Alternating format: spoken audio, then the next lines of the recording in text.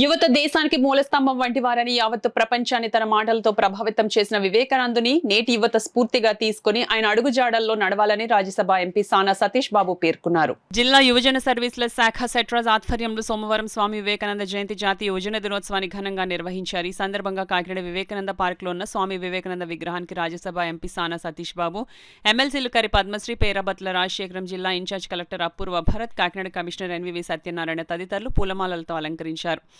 అనంతరం సెట్రాస్ సీఈఓ కాశీ విశ్వేశ్వరరావు అధ్యక్షతన జరిగిన సభను ఉద్దేశించి ఎంపీ సానా సతీష్ బాబు మాట్లాడుతూ భారతదేశ గొప్పతనాన్ని ప్రపంచానికి చాటి చెప్పిన మహోన్నత వ్యక్తి స్వామి వివేకానంద అని అన్నారు. యువత మంచి ఆశయంతో ముందుకు వెళ్లాలని తన బోధనల ద్వారా చాటి చెప్పారన్నారు.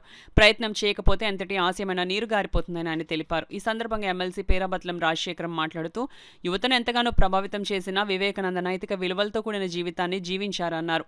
ఎమ్మెల్సీ కరి పద్మశ్రీ మాట్లాడుతూ స్వామి వివేకానంద తన జీవన శైలితో దేశ ప్రతిష్టతను విశ్వవ్యాప్తం చేసిన గొప్ప వ్యక్తి అని అన్నారు. రామకృష్ణ మిషన్ స్థాపించి యువతతో భక్తి సేవాభావాలను పెంపొందించారని ఆమె తెలిపారు.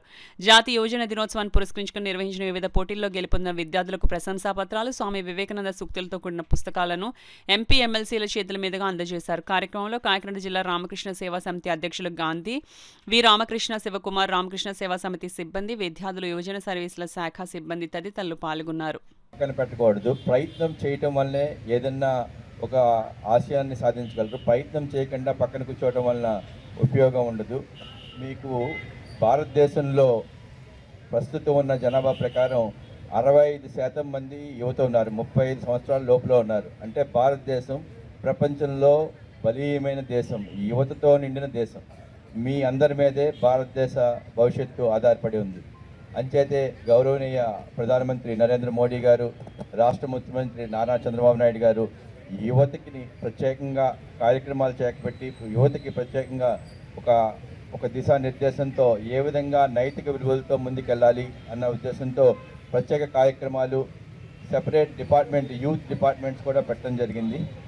మేము ప్రత్యేకంగా కాకినాడలో మీ యువతకి చెప్పగలిగేది ఏమిటంటే, కాకినాడలో నా ఫౌండేషన్ నుంచి కానీ కాకినాడ పార్లమెంట్ సభ్యులుగా, రాజ్యసభ సభ్యులుగా మీకు నేను తెలియజేసేది ఏమనగా, మీరు ఏ విధమైన కళల్లో కానీ నైపుణ్యం కానీ any skills we want to develop, మీరు ఎట్టి పరిస్థితుల్లోనూ కూడా దానికి వెనకడుగు వేయద్దు. మీ కన్సర్న్ ఆఫీసర్స్ ఎవరైతే ఉన్నారో వాళ్ళందరూ కూడా సెట్రాజ్ నుంచి కానీ అందరూ కూడా యూత్ సర్వీసెస్ నుంచి కూడా మీకు సపోర్ట్ చేస్తారు.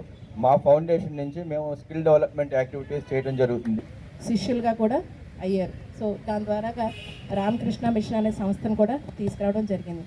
మనకి ఎప్పుడు తెలియదు, నేను ఇన్స్పిరేషన్ అంటాం, మరి ఏ రకంగా ఇన్స్పిరేషన్ అనొచ్చు. ఆయన ఫస్ట్ కొటేషన్ అన్నారు, మనిషిలో ఉన్న ఒక నర్వస్ సిస్టమ్ అంతా కూడా స్టీల్ దై ఉండాలని చెప్పేసి అన్నారు. అంటే ఏంటి, ఎటువంటి పరిస్థితుల్లో కూడా మనం వీక్ అవ్వకూడదు, స్ట్రాంగ్గా ప్రతి పరిస్థితిని కూడా ఎదుర్కోవాలని చెప్పారు.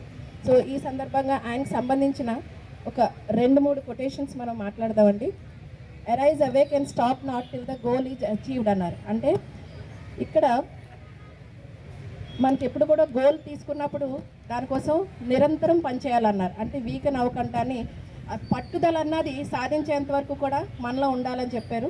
సో ఇదైంది ఫేమస్ కొటేషన్. అలాగే you cannot believe in God until you believe in your selfs అన్నారు. అంటే మనలో ముందు మన సెల్ఫ్ కాన్ఫిడెన్స్ని నమ్మమన్నారు. సెల్ఫ్ కాన్ఫిడెన్స్ అనేది తీసుకొచ్చిన రోజు, మనకి మన మీద నమ్మకం వచ్చిన రోజే మనకి భగవంతుడు కూడా దర్శనం ఇస్తాడు. అంటే ఏంటి, ఆ విజయం రూపంలో దేవుడు మనకి దర్శనం ఇస్తాడన్నారు.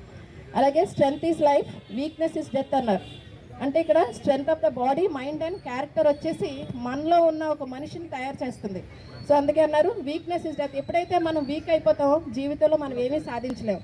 సో అందుకే ఏమన్నారంటే స్ట్రెంగ్త్ ఈజ్ లైఫ్ అన్నది చెప్పడం జరిగింది. సభ్యులు సానా సతీష్ గారికి, మరొక ముఖ్య అతిథి సోదరి ఎమ్మెల్సీ పద్మశ్రీ గారికి, commissioner Kakinada municipal corporation commissioner గారికి, సెట్రాజ్ సిఇఓ గారికి, ఇతర పెద్దలకు, ఇక్కడికి విచ్చేసిన ప్రముఖులకు, అలాగే పత్రికావిలకు నమస్కారం. స్టూడెంట్స్ అందరికీ నా ఆశీస్సులు తెలియజేసుకుంటూ, ఆయన చిన్న వయసులోనే 39 అంటే మన మధ్య మరి మన అందరిని వదిలి వెళ్ళటం జరిగింది. కానీ ఆయన మన మధ్య లేకపోయినా ఆయన చూపించిన దారి యువతకి చాలా స్ఫూర్తి. ముఖ్యంగా భారతదేశం బానిస సంఖ్యల్లో నలిగిపోతున్నప్పుడు ఆయన ఒక ప్రశ్న ఆ రోజుల్లో వేశారు. ఈ దేశానికి అసమర్థులు కావాలా, ఉక్కు నరాలు ఉక్కు సంకల్పం ఉన్న యువత కావాలని మరి ఆయన చెప్పడం జరిగింది. ఇప్పటికీ కూడా అది మరి ఈరోజు రాజకీయాల్లో అది ఒక ప్రశ్నగానే మిగిలిపోతుంది. ఆయన రాజకీయాల గురించి కూడా ఆ రోజు చెప్పడం జరిగింది. అధికారం అన్నది సేవగా ఉండాలి, సమాజానికి ఉపయోగపడేలా ఉండాలి, వ్యాపారంగా ఉండకూడదని ఆ రోజుల్లోనే చెప్పడం జరిగింది.